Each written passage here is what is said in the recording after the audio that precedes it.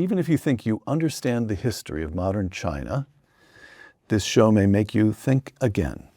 Historian Frank Dikötter on Uncommon Knowledge now.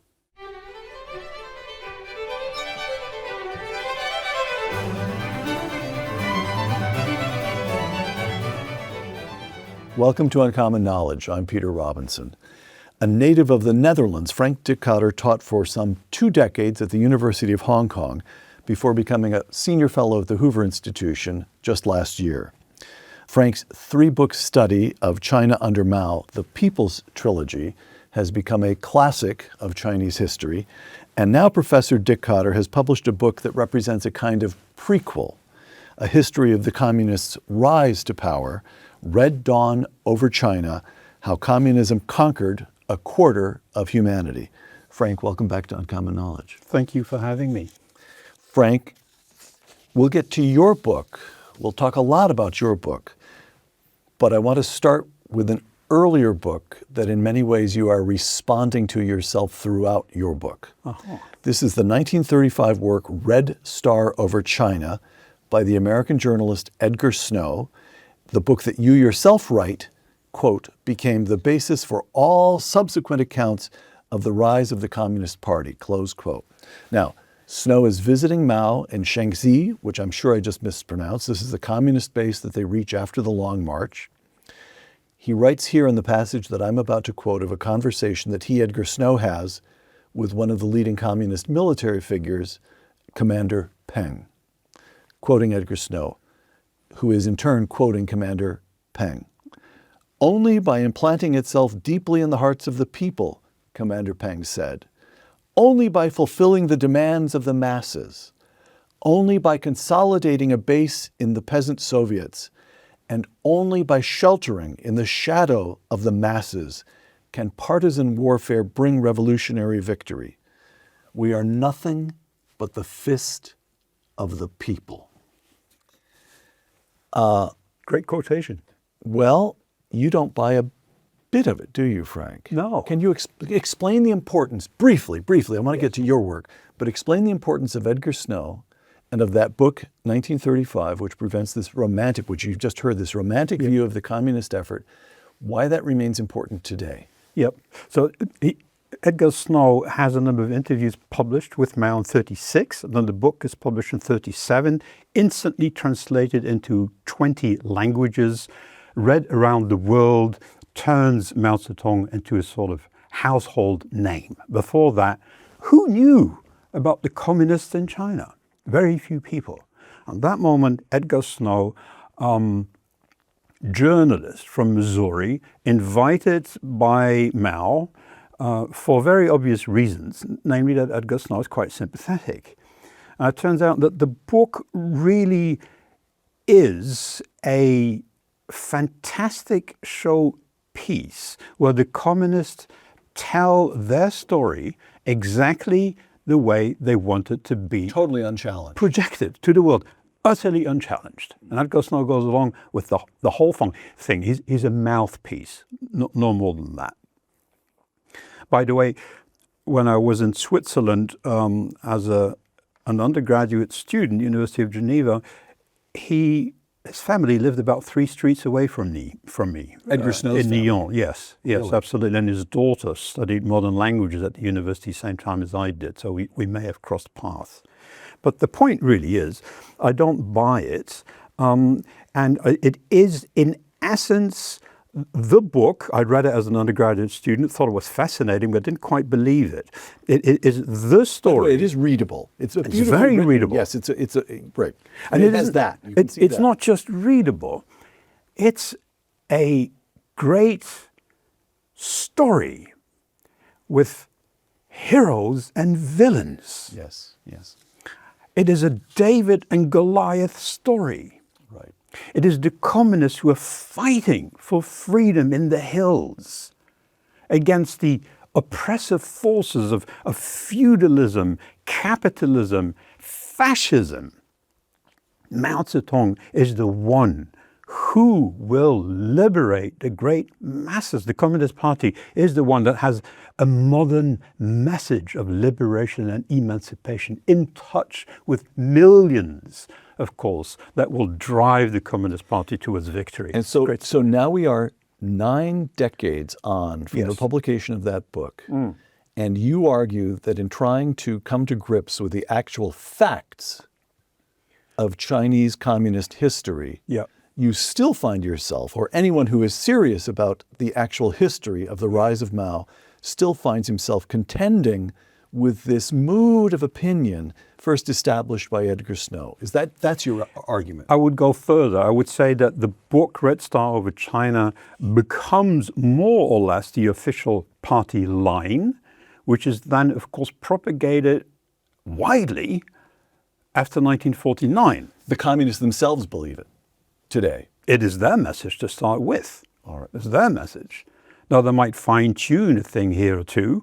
It's a little bit like photographs in communist regime. People tend to disappear once in a while. But otherwise, the overall story, it's a quite straightforward story. The Qing dynasty, established by the Manchus, is corrupt, weak. Hold on. Invaded. We want to get to that story. Okay. But I want to talk to, I'd like to get to that. I want to get to that. We have to get to it, but in a moment. Because first I want to talk about your work, which begins with, you write that in the 80s, the Communist Party in China commissioned a massive archival work that produced, I may get this a little bit wrong, but it produced something like 300 volumes, each hundreds of pages of long, of archival material, documentary material that dates from 1923 all the way through this period to the end of the Chinese Civil War and the triumph of Mao in 1949. Yes. You further write that because this is actual history, real documents, the Communist Party has kept it very tightly controlled. Yes. And yet Frank Dikötter has worked his way through these documents and given us this new history, Red Dawn over China. Yes. How did you get your paws on the documents? Well, that's very easy. You may remember in my earlier work, I would spend enormous amounts of time traveling to party archives in provincial cities, municipal archives, you name it, all over China. Frank, could I tell you? But not with this. So this is one reason why I love you, but why I love your work. Thank you. Because your fundamental impulse is not that of an academic in an ivory tower. And as I take the way you've lived your life, Frank, your fundamental impulse is that of a journalist. You want to encounter the primary reality, not reflect upon. It is evidence-based. Okay, all right. It is evidence. So this leads to a question. I will answer your question right away, but what kind of evidence have historians used to talk about the modern history of China and the role of the communists in particular? Well, they've used Red Star over China by Edgar Snow, which is a fairy tale. There's very little material available except for, accounts of a few journalists who may or may not have visited this or that place occupied by the communists. But then after 1949, of course, the bamboo curtain comes down, and what you can find, whatever kind of material you can find, is very limited. In fact, from 49, for 3 decades, that country is locked up. No historian, archaeologist, economist is going to walk in and find their way to a library, never mind an archive. So for the best part of about, a good 50, 60 years, historians of modern China have had to rely on material which was published by the People's Republic of China, the Communist Party, after 1949. They have their selection of sources that you can use to propagate their view.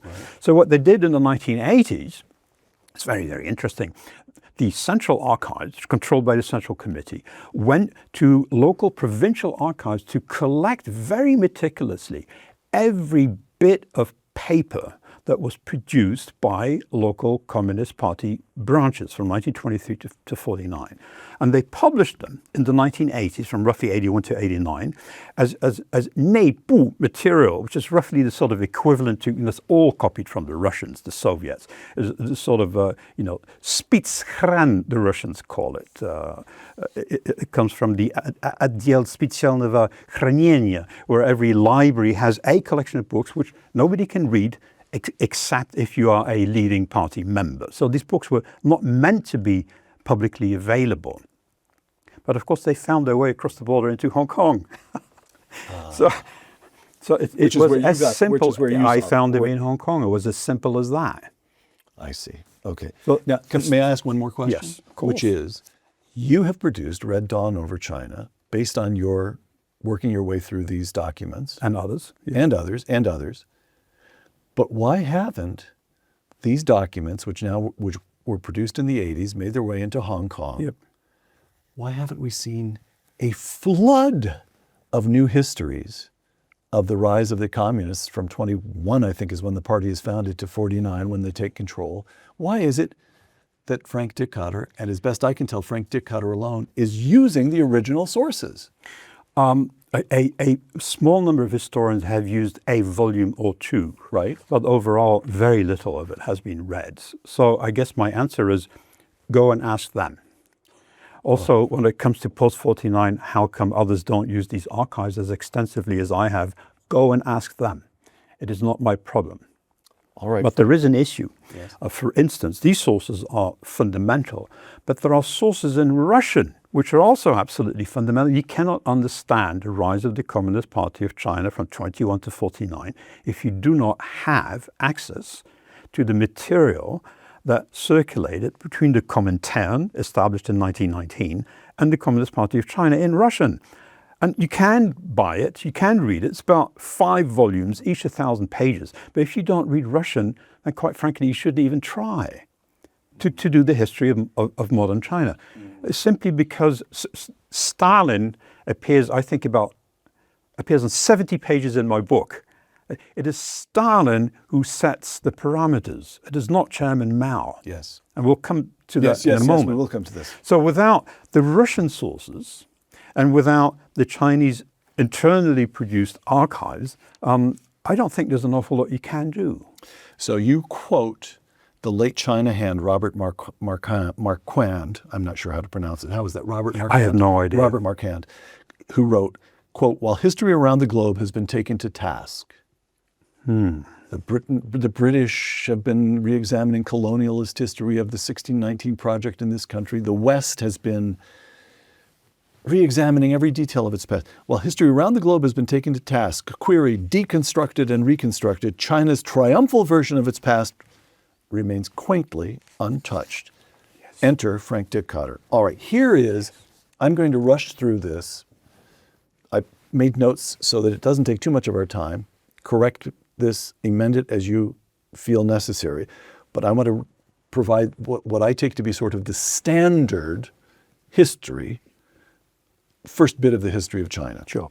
This is before the war, before the Second World War. Mm-hmm. So we have the fall of the Qing dynasty in 1912. So part 1, fall of the Qing dynasty in 1912 to the Japanese invasion of 1937. And the narrative goes that under pressure from Western powers, weakened by corruption, the Qing dynasty falls. China descends into chaos, fought over by competing warlords, peasants across the nation oppressed.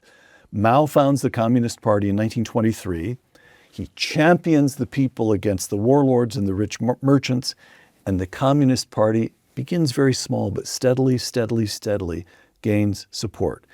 By the 1930s, the communists face only one serious rival, the nationalist forces under the fascist leader Chiang Kai-shek, because Chiang has the support of the West. Of course, the capitalists support the fascist. The nationalists support superior weapons and materiel. The communists escaped the nationalists by going on the historic Long March of 1934 and 35 from southeastern to northwestern China, where the communists established the base in Shaanxi, where Edgar Snow interviewed Commander Peng, Yep. where they consolidate power as more and more of the country rallies to the communists and turns against the nationalists. So there we have from the fall of Qing. We'll get to the Japanese invasion next. Yep. Do you buy summary. that? You buy that Yeah, narrative? except the CCP was established in 21. 21, and I'm then sorry. What's important, because Yes. the United Front is in 23, and that's a very important date, because in reality, from 21 to 23, first of all, this Communist Party of China is established by the Comintern. Not by Mao. It is not by Mao, but there are about... The Comintern is the Communist International. It's Yes. foreigners who established the CCP. Yes. Correct? Yes. So there are Bolshevik agents, Soviet agents, who come in 1919 after the Communist International, Comintern, is established in Moscow, with the explicit purpose of overthrowing by all means available the international bourgeoisie, quote unquote. In other words, their explicit mission is to just overthrow those in power and establish a communist regime. These agents arrive in 1919, start cultivating a number of individuals which you can count on the fingers of about two hands by 1920-21. The Communist Party is established with the help of these Soviet advisors, but remains absolutely, I would say, entirely irrelevant. It's unable to attract more than about a couple of dozen of people until 23. What happens in 23? 23 is another party in Guangzhou, Canton, just across the border from Hong Kong. These are the nationalists. The future Chiang Kai-shek will be leader of the nationalists. At this point in time, the leader is Sun Yat-sen. And they want to unify that entire country. And they are determined to do it by force, through violence, which is, So these are not sweethearts either. these are not sweethearts. Right. Exactly. So they need support.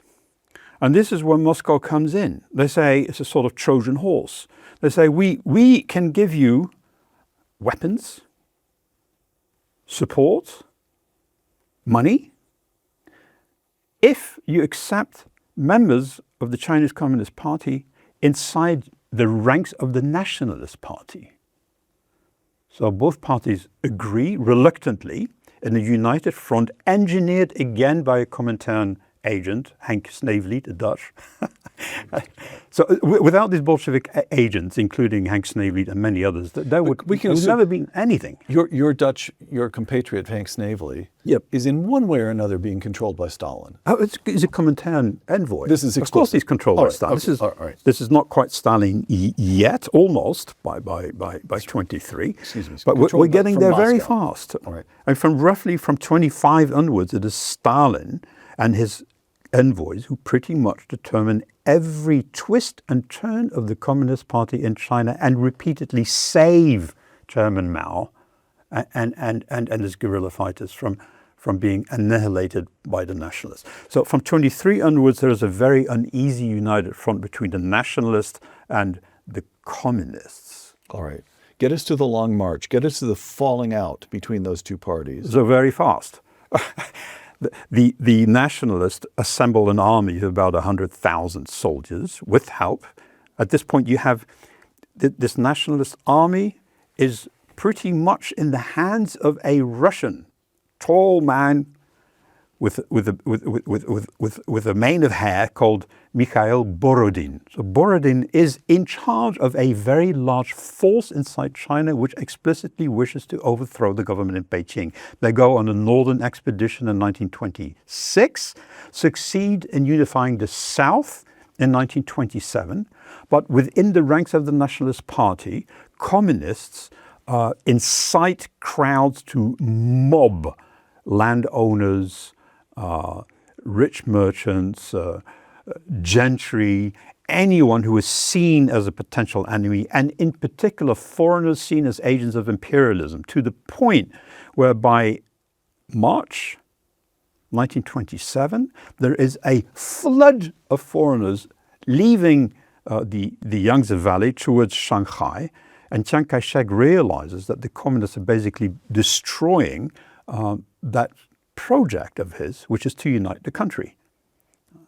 So on the 24th of March, communist forces massacre a number of foreigners in Nanjing, burn buildings, create an incident, which is hardly mentioned in the history books, which prompts Chiang Kai-shek to think we should get rid of those communists. So that's the break in 1927. 1927. Yeah. All right. From there onwards, 27 to 28. By the way, Frank, could we pause for just a moment? Yes. So Chiang Kai-shek, we've already established, the nationalists are not sweethearts, but he's not a communist. You just take a moment to describe, because what we're getting here, what we're moving to very quickly is the communists on one side and Chiang Kai-shek and the nationalists on the other. What did Chiang Kai-shek and the nationalists stand for?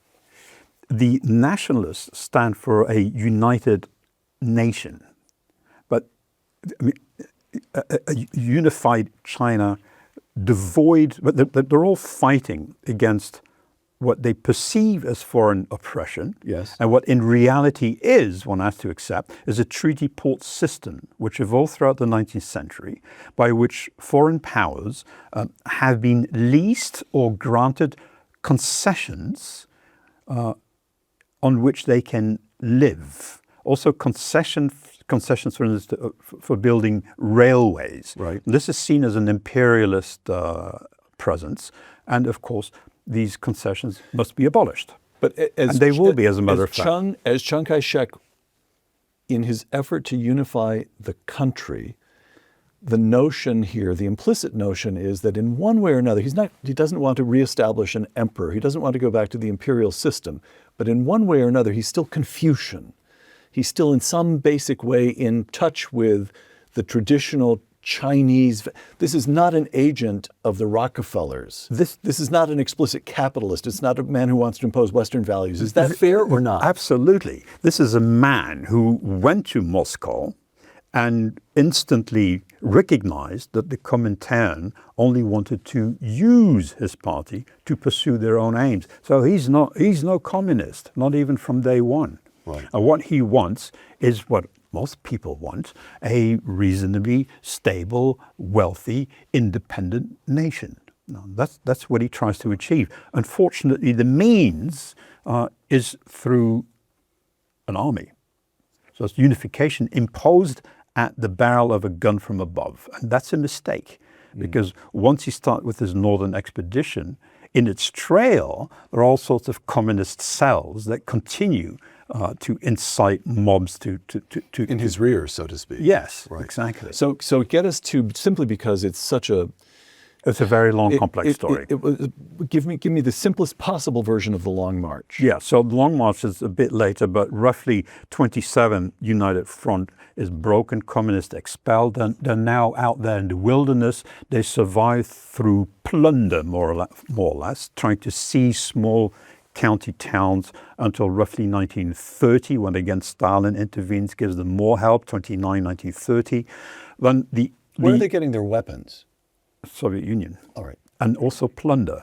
You take a town, you execute the mayor and other power holders, you recruit some of the men as your soldiers at the barrel of again, yet again, and you use some of the money to buy your weapons. But they're out in the wilderness, and then very gradually from 31 onwards, they manage to establish a few Soviets. Soviets being, a system based on the Soviet Union. In a very in very inhospitable parts of the country, generally up in the mountains along borders of several provinces. They managed to do that, but of course they are encircled several times. They collapse mainly because they're unable to run any kind of economy. So the Soviets tend to collapse of their own in any event.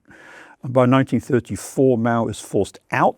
The Long March really is a long retreat and an absolute disaster, in that he leaves with forces that count in the 80,000, right, and arrives at a mere 6,000 a year later in the north of China. Death, desertion, the usual story of a retreating army. Yes. So by 1936, the Communist Party of China has about 40,000 members in a population of 500 million. You got to constantly remind yourself that we're talking about a country that's the size of Europe.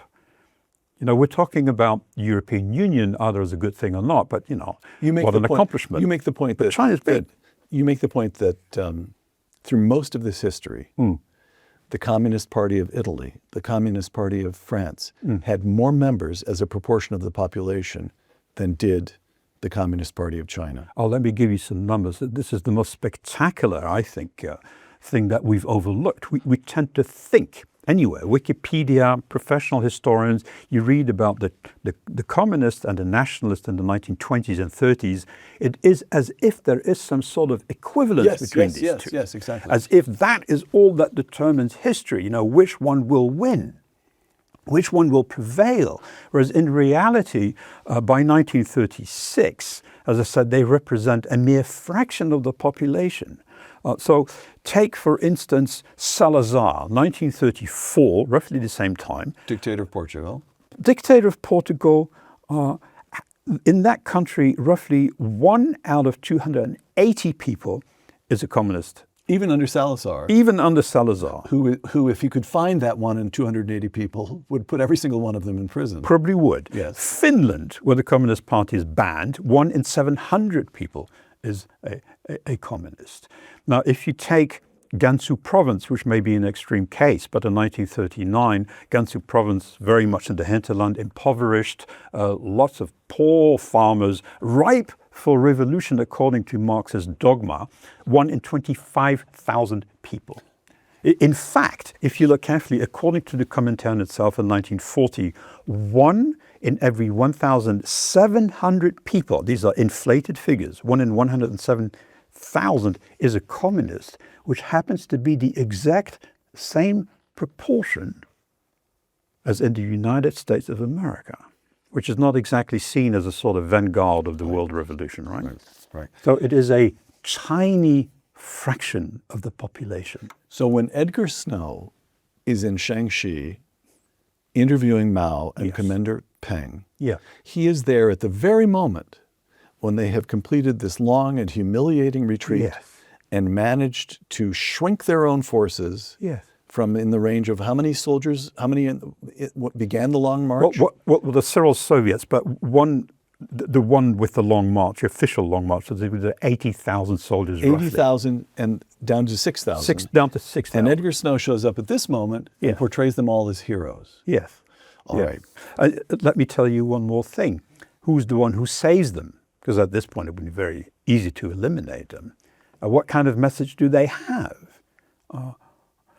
Those extraterritorial treaties, the treaty port system, has for the greatest part already been abolished by the nationalists and the central government. From 1927 onwards, many of these concessions have been surrendered to the central government, or a promise has been made that Shanghai, after 10 years, and Tianjin, after 5 years, will be returned to the government. Tariff autonomy has been restored. The whole treaty port system, for all intents and purposes, by 1933, has already been abolished. So it's under Cheng. Under Chiang that Kai-shek. the country sheds these humiliations. Absolutely. Under Chiang Kai-shek. Right. So the communists have very little appeal. And it is Stalin who comes in, yet again, he always comes in. We don't have time to do the whole history of Stalin in China. That'd be a long one. And Stalin says in 1936, you should unite with Chiang Kai-shek and the nationalists to fight the Japanese. That's the real problem. And the communists don't want. They want to fight Chiang Kai-shek. All right. Which brings us to part 2 of this history. And again, I will trot out the standard narrative. Yep. Which is that the Japanese invade China in 1937. Yep. And I'm going to quote you here. Actually, I'll get straight to your account of this. Red Dawn over China. Quote, the Japanese army would do what the communists were not in a position to accomplish, namely attack, destroy, or displace government troops, the forces of Chiang Kai-shek and the nationalists, from all the major cities along the coast. The communists remained safely ensconced in the hinterland. Yes. So Mao's up here declining to engage the Japanese himself, Yes. but permitting Chiang Kai-shek to take the full brunt of the Japanese attack down through Manchuria and along the coast. Absolutely. That war that starts in July 1937 by Japan is ferocious. It really is the start of the Second World War. Yes. As a European, I tend to think of it more as 39 September, but no, it's really 37.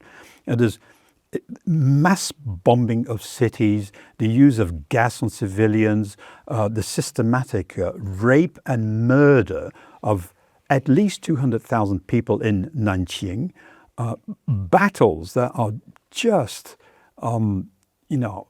flesh, metal, awful. The scale of it is just horrendous. It is Chiang Kai-shek and the central government that bears the brunt of that, while within this united front that hasn't been imposed on Chiang Kai-shek because he needs help from the Soviet Union to fight the Japanese. And again, the Soviet Union says, yes, we will help, but you must accept the communists. But the communists don't do very much at all. There's one battle by Lin Biao in September 37, doesn't really amount to very much. So what happens is, in effect, from 37 to 41, on the one hand, the communists get funding from the central government. 75 to 90% of the funding comes from the nationalists, plus funding from Stalin, Moscow. But what the communists do is wait for the Japanese to displace the nationalists, the central government, and then take their position behind Japanese forces. That's what they do. All right. So in fact, they are fighting the KMT.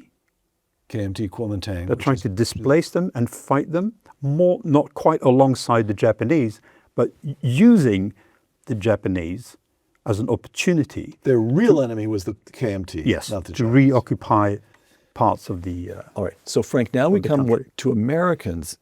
Maybe to the extent that Americans have some feel for the history of the rise of the communists. Now we come to the part that Americans do perhaps have some feel for, and that is the formal end of the Second World War in 1945 to 1949, which is when the communists succeed. They defeat Chiang Kai-shek, and the nationalists withdraw to Taiwan, where they remain today. Of course, Taiwan remains separate today. Now, so let me quote your book on this period, because so far you have described the communists small, weak, constantly requiring support from Mao. Red Dawn over China, attrition gradually emerged as the key approach, as the communists showed greater determination than the government to wage a war of fire, famine, and sword. This, of course, is reminiscent. In my mind, I immediately thought of the Bolsheviks versus the Mensheviks. Lenin won in 1917 because he decided to be more of a son of a bitch than the socialists. He was willing to kill, and they were not. All right. So the communists show greater determination. Cities begin to topple, their leaders fearful of the consequences of resisting the communists. Throughout the Civil War, this to me is very telling, throughout the Civil War between the communists and the nationalists, millions of refugees try to escape, pouring into government-occupied territory. They stream toward the nationalists, toward the KMT. No one ever witnessed people fleeing toward communist-controlled areas, close quote. And yet in the end, the communists win, and Chiang Kai-shek withdraws to Taiwan. Two questions. How did that happen? How did they go from being pathetic, determined, wicked, evil, bailed out by Stalin, but now they are in control of the most populous country on earth in 1949? And two, what role did the Americans play? Weren't we supposed to be helping Chiang? How could Chiang possibly have lost without support? Okay, so give us this period. It's fascinating. Let me ask you a question. Why did East Germany become communist? Because we let the Soviets impose communism on it. Because the Red Army arrived. I see what you're saying. Yes. Same story for Romania. Stalin was in charge on the ground. Same story for Hungary. Right. Red Army invades half of Europe and stays. Now, that's exactly what happens in 1949. I get out, if the communists were so weak in the 1930s, had so little appeal, how come they managed? Because the Soviet Union occupies all of Manchuria. Now, Manchuria is bigger than Japan. It's the size of roughly two large European countries, let's say United Kingdom, the Japanese are France. defeated and the Soviets move into the territory that they had in controlled. August 45. The Americans wanted the Russians to help, because when they agreed that the Russians should help and gave them large amounts of Lend-Lease material, enough to pump up the Soviet army to about 1 million men in Siberia. Of course, Roosevelt thought that it'd be very difficult to get all the way to Tokyo, whatnot, with all those battles on islands, Guadalcanal, huge cost. Nobody realized that there would be an atom bomb, a new weapon available, which of course erases Hiroshima in August 45. Now, literally a day or two later, Stalin, in accordance with the agreement with the Americans, does invade Manchuria. On the way to Korea, he stops on the 38th parallel. But Manchuria, he turns over to the communists. As I said, big country, extremely wealthy in natural resources, strategic gateway to the rest of China, to the north. I've never thought of this before. It's the Red Army that conquers. It is the Red Army China. that conquers all of Manchuria. And whoever has Manchuria, as the Manchus experienced in 1644 when they invaded China, as you have Manchuria, it's very easy to breach the Great Wall of China and take the rest of the country. So the Soviets don't just disappear. They stay there until May 1946. And they help the communists turn their ragtag army of guerrilla fighters into a formidable fighting machine. 16 military academies are established. Some of the soldiers are sent to Moscow for advanced training. Trainloads of material come from both North Korea and Siberia. Boats deliver weapons. And what aren't we supplying? And what do the Americans do? Yes, go ahead. Well, the Americans the story with the Americans starts in 43 when Roosevelt sends his vice president called Henry Wallace. Henry Wallace first goes to Siberia, visits what you and I would call, Magadan would refer to as the Gulag, is deeply impressed, arrives in Chongqing, speaks to Chiang Kai-shek, says, you really should do what the Soviets are doing in Siberia. It's a great economic model. Now, in the meantime, he and the American ambassador in Moscow, Averell Harriman, have been told by Stalin himself, these are not real communists. The Chinese communists are margarine communists. They're just agrarian reformers. So from there onwards, Henry Wallace and others, including Joseph Stilwell and Marshall, I'll come to him in a moment, they insist that the legitimate government of China, Chiang Kai-shek, creates a united front, a coalition with the communists. So Chiang Kai-shek struggles from the 1920s on to get the communists out of the KMT. Yes. Stalin keeps trying to reimpose the communists. Yes, twice Stalin succeeds. On Chiang Kai-shek. Twice Stalin forces. Yes. And then we come along and do exactly the same thing. Do it better. Do what Stalin would have liked to do at no cost to Stalin. So Marshall arrives in December 45. George Marshall, tall man, piercing blue eyes. In December of 1945, he is still Army Chief of Staff, or is he by now Secretary of State? So he's been sent to take control and impose a coalition in China. Right. And he's got... which month is this again? We're talking December 45. Okay. So it's past the Second World War. Roosevelt is dead, and now we have Truman in charge. Truman. Okay. Yes. Right. There's Truman in charge. Right. He sends Marshall. Absolutely. Truman, very important.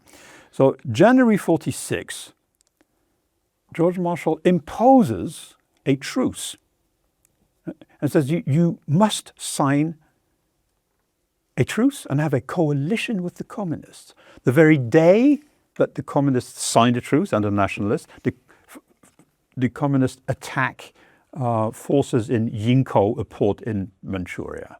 They violate the agreement. They violate the agreement on the very day that they sign it. 4 months later, in May 46, the Soviets leave Manchuria. The nationalist central government really starts moving along the railways up north and manage to defeat the communists to the point where Lin Biao, the key man in charge of the communists, has to retreat all the way to Harbin and would have repulsed out of China into Siberia had it not been for one man who insisted yet again on the truce. And that is, of course, George Marshall. And if that is not enough, later on in September 46, even as the Soviets are arming the communists to the teeth, Marshall imposes an arms embargo that will last for roughly 1 year on the nationalists. So they have to fight with their hands bound behind their back. Not only that, they must run a country the size of Europe, and like Europe, China is a collection of rubble, right? Europe is devastated. Yes, China is devastated. He must, on his own, reconstruct that entire country and fight the communists whose only task is to sabotage that effort at reconstruction. It is enough for the communists to blow up a piece of railway, to fell a number of telegraph poles, to handicap what they see as their enemy, which is the central government. Now, what was Marshall thinking? Oh, I can tell you exactly what he thought. He had an aide called Alan Gillam, and he pointed out to his boss, Marshall, that the communists were the ones who were constantly fighting this war and breaching every agreement, promise, truce, coalition that had signed to. About which the aide was correct. About which he was correct. But Marshall just shrugged it off and said, no, I've seen the communists and they're not real communists. So he bought that line. He bought that line, the very line that was started, of course, Agrarian by reformers. agrarian reformers. All right. Yeah. In the meantime, by the way, you will have noticed that very same Truman that we just mentioned earlier on in 47, or is it 48, is very keen on helping fight the communists in Greece and in Turkey. Yes. Harry Truman clues into what's really going on. Yes. So that question that haunted much of American politics during the McCarthy period, who lost China? Yes. The answer is that to the extent that we ourselves, that is to say the Americans, were responsible for losing China, it wasn't that there were communist sympathizers who had infiltrated high levels of the American government. It was the usual American story of total naivete. Utterly naive. True. Totally. Although he did have spies. John Service, who was sent to Yan'an in 1944, admitted to the British journalist Jonathan Mirsky that he had, before he died, he was in a retirement home. I think he died around about 99. Jonathan Mirsky phoned him a year earlier. Actually admitted that he had given the order of battle to a spy working on behalf of the Kremlin and, of course, Chairman Mao. So there were spies. There were spies there. But the point is, they were naive, Yes. unlike the Brits, if I may say so. Because the Brits right away said, the Brits, they had an empire, and the Second World War was the end of the empire. But when you run an empire for a good 100 years or more, you can recognize the son of a bitch. You recognize the son of a bitch. And they knew that if you cannot impose a coalition in Greece, I mean, fundamentally, you cannot force two parties who are armed and unwilling to collaborate to enter a coalition.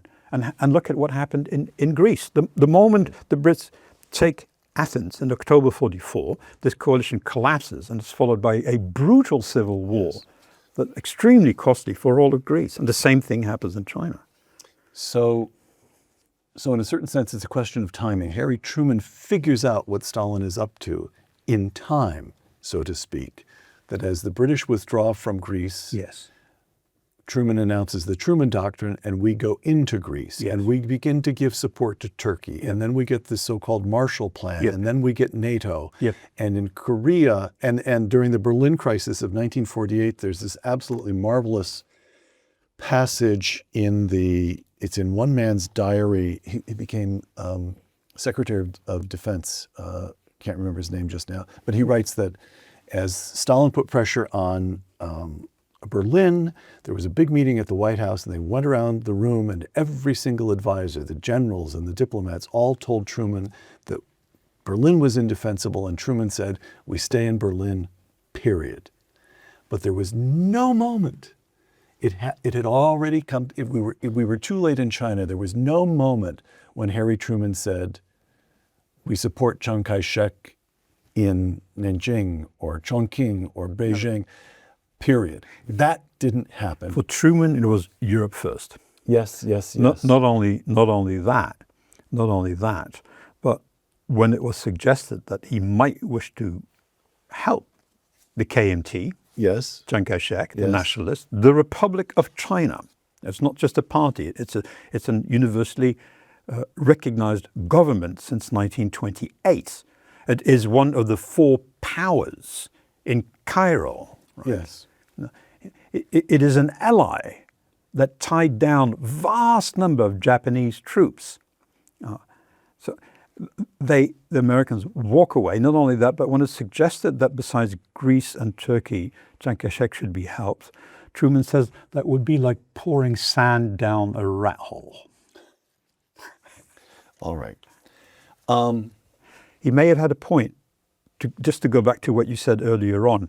At this point, by 1947, the communists fight a war which you simply cannot win with human waves, sending unarmed cannot villagers defeat them. to absorb the bullets. You cannot defeat them. Yes, you cannot defeat the enemy.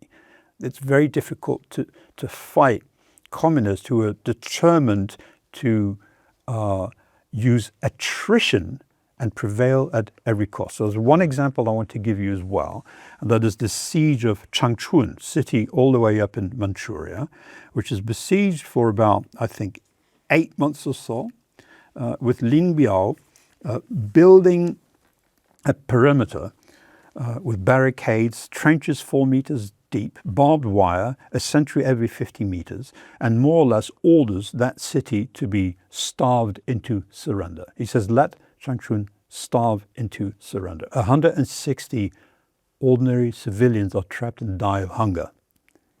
So now you can see what happens. If you're the mayor of Beijing and you see this flood of refugees who come out of Manchuria, where one city after the other is being besieged, You say to yourself, let's cut a deal. let's cut a deal. Yeah. Is this worth it? Probably not. So Frank, can I just take as a sort of summary, I'd like to ask about China today, but as a summary statement, I repeat for our viewers that you have written a book, which is a magnificent book, and as far as I can tell, singular in taking seriously this, and taking seriously and writing afresh the history of the rise of communist China. Thank you. So we only have a conversation. There is a book to read, but I take this as a kind of summary statement, if I may, from Red Dawn Over China, your book. Almost every European country, with the exception of Nazi Germany, boasted a larger number of communists as a proportion of their overall population than any province in China. Communism was never popular in China, any more so than in the United States. It was imposed on the population at the barrel of a gun. I would say that's a pretty good summary. All right. So China today, could I just ask, this is almost a question, it's not a question of history exactly, but of how human beings lead their lives. Here's the question. We now have a China which, under the communists, there was a long and complicated history, and I refer people to your trilogy. You've written the history. But in spite of the starvations and the revolutionary act, in spite of all of it, under this country, hundreds of millions of people, by no means all of them, but hundreds of millions of people have moved from poverty to something like a decent life. There's a large, what we would recognize as a middle class, and frankly, a not insignificant number of really, truly rich Chinese. We read the other day that the Chinese electronic vehicle company has now overtaken Tesla and is beginning to find ways to export to the... So, and then we have Xi Jinping, who dresses like a Western businessman, speaks of coexisting and finding a new way forward. Is it possible? So we have all of that.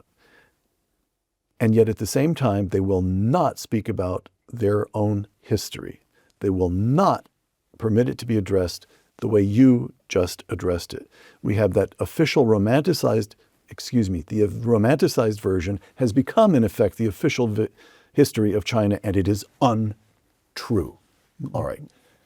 Against that, you have modern Germany, which underwent denazification, which has spent essentially 7 decades in a kind of protracted act of penance for what their grandfathers did. And we can talk about whether the Germans should be spending more on their own defenses, but they have built a genuinely humane and decent, we can talk about whether they should have freer, but it's a decent and humane country. Can China, can any country simply bury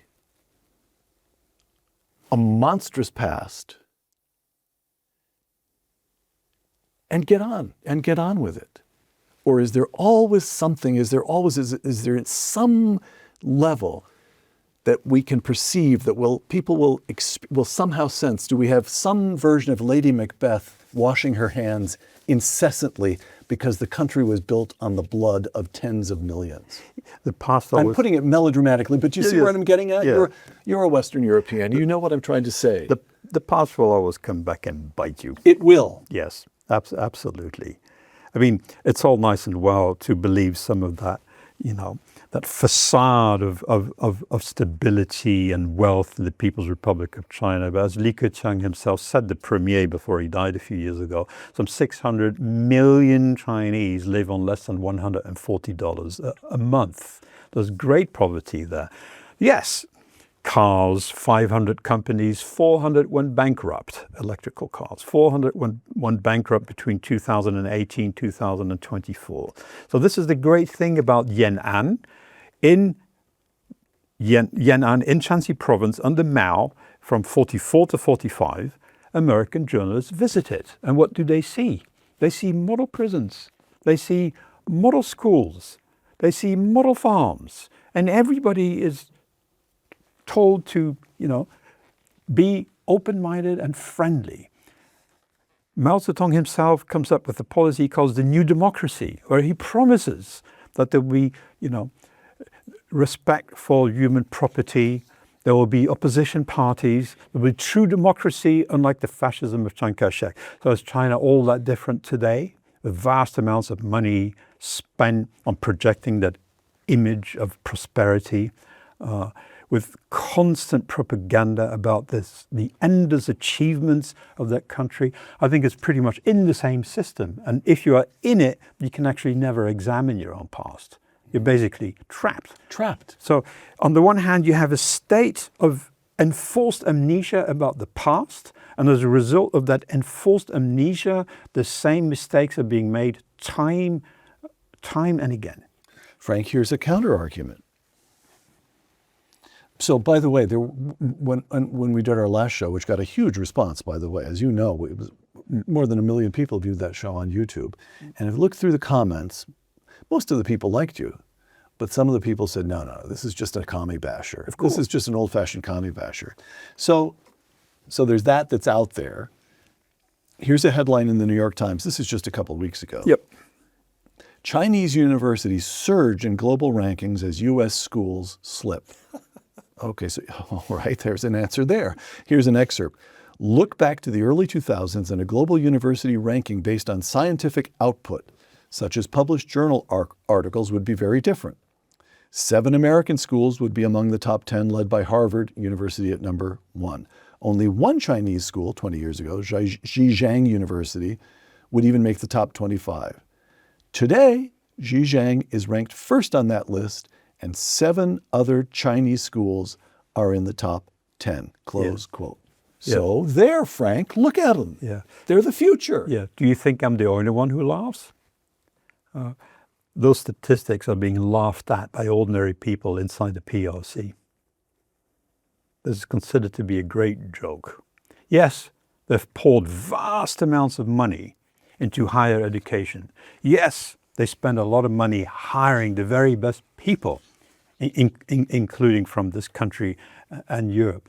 And no doubt there are many great achievements. But the whole thing, like anything else, how do you even measure it? And what kind of pursuit of knowledge could there be in a country where you're not allowed to compare the man in charge to Winnie the Pooh? You know, when 1984 by George Orwell is forbidden along a long list of other publications, including perfectly ordinary newspapers, including the New York Times, where you have a handful of journalists who must report on their country. Without the means of doing so. Could I suggest Dick Cotter's law? I'm going to suggest a law. I'm going to suggest Dick Cotter's law. Go ahead. That no country can produce genuinely great universities in which academics do not feel free to tell the truth about the past of the country itself. It's always... Would you like to sign up to that law? Sure. I would say it's a systemic issue. And you can always point at some advantage of a one-party state. You can always say, great EVs, wonderful airports, lovely high-speed trains. Yeah. Same thing, of course, with the Soviet Union. You know, same thing with Mussolini. The trains arrive on trains arrive the on Moscow time. subway stations are meant to be Wonderful subway stations. I've visited them many times. I admire them. Right. But the point really is that these are systemic constraints. If a regime decides that it must excel at making electric cars, it will succeed.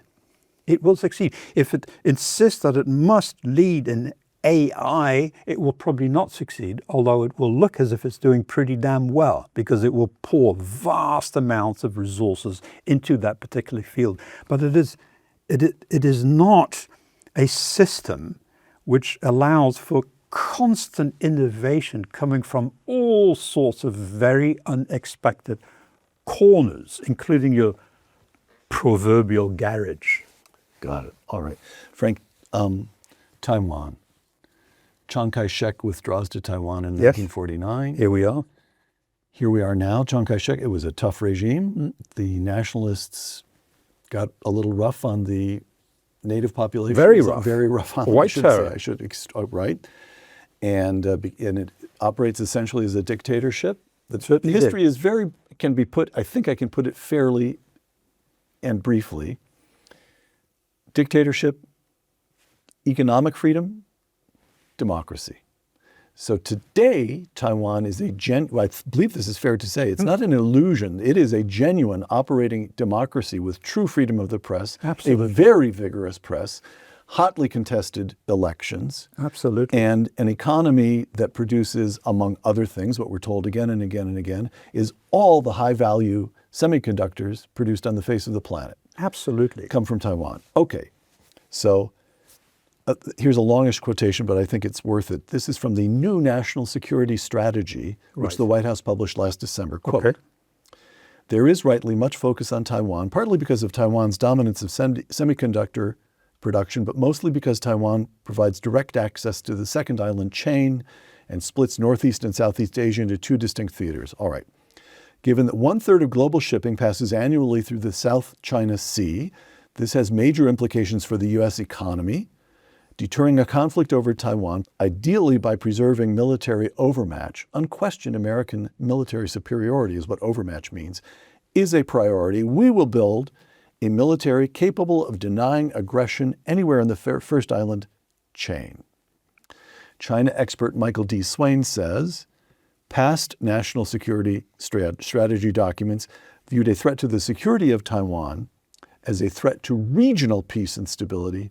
The new NSS, the Trump NSS, for the first time strongly implies that Chinese control over Taiwan would represent a threat to U.S.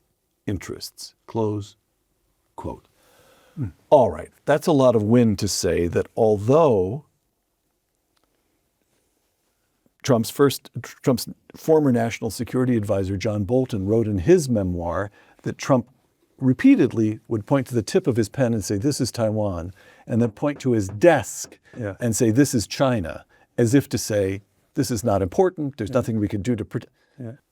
Here we have Trump in the second term saying in print, that island matters not just to the region, but to us. Good move? How would this be understood in Beijing? What's your view? A good move in Ukraine would have been to arm it to the teeth. A good move today with Taiwan would be to arm it to the teeth. Taiwan is essential, absolutely essential. All right. One more question, if I may, on China today. Here's a headline in the New York Times. Xi's purge of China's military brings its top general down. The ouster of General Zhang, I don't know how to pronounce this, Zhang Yuzi, who was second only to Xi Jinping in the military hierarchy, marks the total annihilation of the high command, one analyst said. Yes. It is still more, I'm reading now from the body of the article, still more astonishing because General Zhang seemed to be a confidant of Mr. Xi. Their fathers knew each other in the old days under Mao. Yeah. It's the most drastic step so far in Mr. Xi Jinping's years-long campaign to root out what has been described as corruption and disloyalty in the military's senior ranks. Yep. Okay, what do you make of that? Well, Zhang Youxia, Thank you. purged. Top man, military commission, 7 people on it, Xi Jinping, 6 others. At this point in time, of these 7 people, we still have Xi Jinping and 1 other man.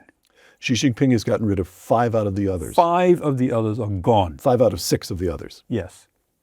Yes, 5 of the 6 others are gone. So that makes you think. But you know, Frank, if you read the New York Times, here they're quoting an analyst that Xi Jinping decided he must cut deep generationally to find a group not tainted by graft and corruption. If you read the New York Times, Xi Jinping is a good guy. He's just trying to stamp out graft and corruption. Isn't he? You see, the first one who started stamping out corruption among the ranks of the Communist Party was good old Chairman Mao right away in 1950. It was after 1 year in power. So the point really is quite simple. This is a Communist Party. There are no opposition parties. Whatever opposition there might be is underground. You could be opposing me, although you pretend to be my very best friend. I don't know. You keep it very quiet. So what do I do as number one? I have a purge of the ranks every couple of years. And what I'm after is not really corruption. What I'm after is the people I think might oppose me, my real or imagined enemies. During the Cultural Revolution for Mao, this is literally millions of people overthrown. Anyone who ever said anything that might be perceived as disloyal to the Chairman was overthrown. Thank God Xi Jinping hasn't reached that stage yet.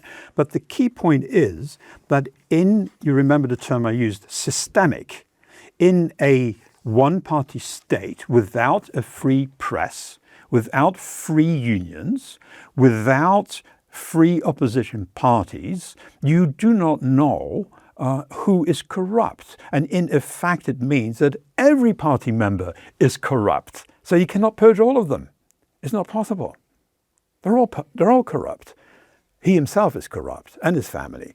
So the point is that you use this corruption to purge those, get rid of those you think might potentially be an enemy. Now, if you're not sure, if you make a mistake, that doesn't matter. It doesn't matter because it keeps everybody else on their toes. Exactly. It is better to eliminate 100 people who are innocent than to let one enemy fly under the radar. Right.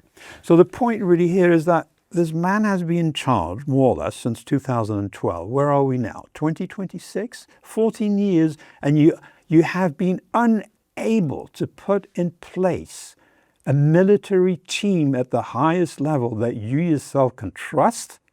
Well, it says, I think, a lot about you, and it says a lot about your system.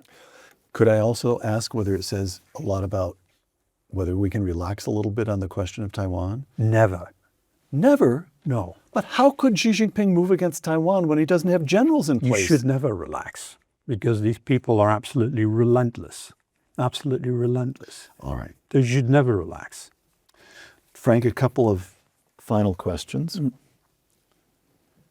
You're Dutch.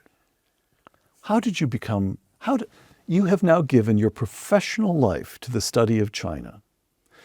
And For my sins. for you, how did this happen? How did you become a sinologist? I'll use the fancy word for No, it. it's fine. It's not a term I like, but I understand. Why? It's very simple. My family moved to Switzerland when I was 12 years old. I went to the University of Geneva. From the Netherlands. Right, right, right. At university, I did Russian, I did Chinese, I did history. But my conclusion when I graduated in 1985 is that all I knew was really about Europe. And I just wanted to see the world. So I picked the most remote spot on planet Earth, and that was China. And off I went. Off I went. Spent a couple of years. And it turned out to be fortuitous that you had read both Russian and Chinese at university, because at the point you made earlier, that you can't do Chinese history without reading Russian. So this is exactly what happened the moment I arrived in August 1985. I realized that all my peers from Harvard University, Leland, Oxford, Cambridge, Stanford are all very good with the Chinese, but couldn't tell the difference between a Lenin and a Stalin. And they, of course, that system is behind the PRC. All right. Frank, last couple of questions here. If you could offer, you can't, obviously, but I want to get at a kind of summation of your thinking. If you were in a position to offer one or two sentences of advice, Yeah. and they were forced to listen, to Xi Jinping, what would you say? And to Donald Trump, what would you say? So Trump, I'm not going to give any advice there. But to Xi Jinping, what kind of advice would you give? He can't hear. He is trapped. Again, I use the term systemic, but he's grown up in a system which is convinced that there is a camp out there, an imperialist camp, a system called capitalism that is profoundly wicked and is out there to get the Communist Party of China. It's a very sort of paranoid view. But hold on. Very little you can do about it. Are you convinced that he and the top members of the party really believe that at this stage? He's traveled to this country. He's shaken hands with Joe Biden. He's seen what sweet people we really are. He's just engaged in great power politics of the 19th century variety. Don't you think, Frank? You think first of all, you think he's traveled? I mean, most of these people in charge are caveman Marxists, including the ones running Hong Kong. They can barely speak a foreign language. They've barely been abroad. These are not, unlike the 1920s and 30s. Now, in the 1930s, in the central government, there were Americans who would visit China and say that there were more people in China at the time, 1930s, who could speak good English than there were in continental Europe. It was an extraordinarily open period of time. That's not China today. These people are barely aware, of any of the massive differences that exist between communist systems and the rest of the world. They're barely traveled. This is a system where you must constantly watch your back, constantly keep up tabs. Even Xi Jinping can't trust Xi Jinping in particular. all. Which man can he trust? I just told you, he doesn't trust 5 out of the 6 people on this military committee. You think he trusts the other ones on the other committees? You cannot approach him without going through a metal detector. He doesn't trust anyone. But the key point is that it's systemic. It isn't just Xi Jinping. All the others don't trust the others either. Nobody can say anything openly. Okay, so Frank, this is the last question. This really is the last question. And if you don't want to talk about Donald Trump is a problem for many people, we'll set that aside. But the question of American policy, containment in the old Cold War against the Soviet Union, Yes. it worked. Yes. I mean, I think a lot of people resist the idea that anybody won the Cold War, but I would point out that the Soviet Union went out of existence. No. That's not a victory. Yes. We contained them. We maintained, and it was not easy across 4 decades to sustain political support for it, but we maintained military equality and then toward the end, undoubted supremacy. Yes. And they, I understand what you're saying.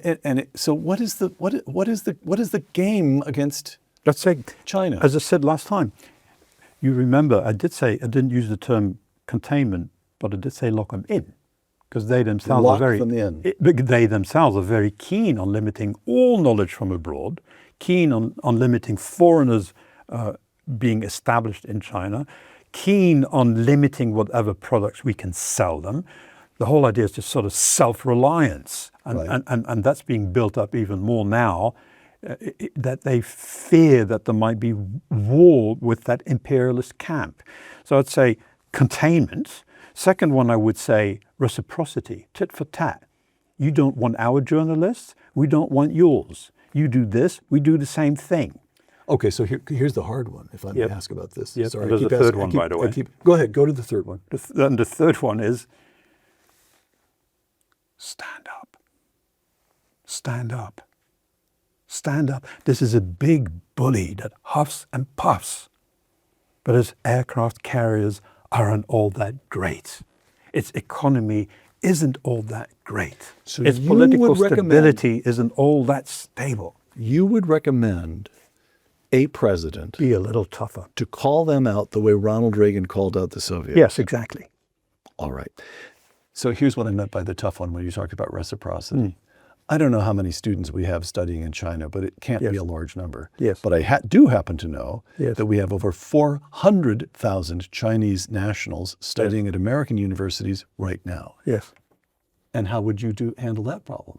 Yes. So You don't want to kick them all out. you're quite right. Reciprocity means that it is a tit for tat approach, but you cannot become like the enemy. Right. You do not wish to do what they do to their own people and to outsiders. We don't want to lock ourselves down. We do not wish to lock ourselves in. We do not wish to treat everybody as a potential spy. In fact, the greatest people in this country who could help are precisely from the People's Republic of China. The smartest students I've ever had, the ones who can see it from the inside out, come from the PRC. But obviously not every one. So it's very much a matter of which particular individual. You can't just, become afraid of people because they haul from the People's Republic of China. Frank Dikötter, along with John Paul II, be not afraid. Be not afraid. Frank, Yes. thank you. Frank Dikötter, author of Red Dawn Over China, How Communism Conquered a Quarter of Humanity. For Uncommon Knowledge, the Hoover Institution, and Fox News, I'm Peter Robinson.